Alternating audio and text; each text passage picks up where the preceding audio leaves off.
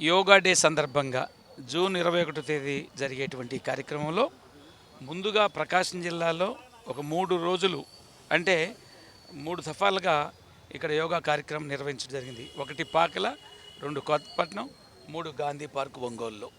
కారణం యోగా డే సందర్భంగా ఏదైతే 21 తేదీ చేయాలో దానికి ప్రిపరేటరీగా ముందుగా ప్రాక్టీస్ చేసినందువలన 21 తేదీ కొంచెం సౌలభ్యంగా ఉంటుందనేది.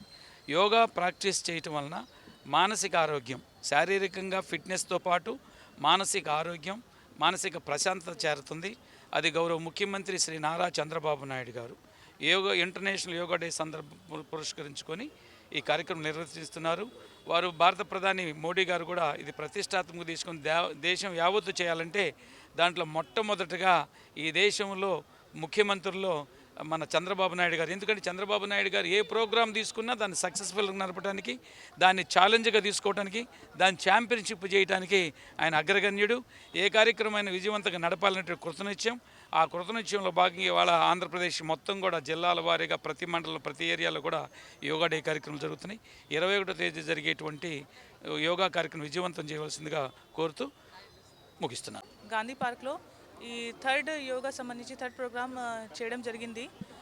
ఈరోజు థిమాటిక్ ఈవెంట్ మీద మనము మెప్మా డిపార్ట్మెంట్ తరపు నుంచి లేడీస్ అందరూ ఇక్కడ వచ్చి యోగా ప్రోగ్రాంలో పార్టిసిపేట్ చేశారు. సో ఇది మనకి థర్డ్ ప్రాక్టీస్ ప్రోగ్రామ్ అలాగ చెప్పవచ్చు. మెయిన్ ప్రోగ్రామ్ 21కి ఉంటుంది.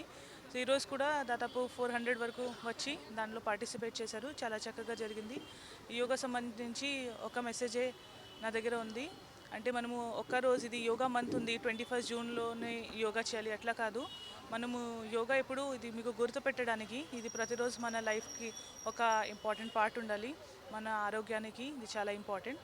సో దానికి మనమందరూ యోగా పాటించాలి.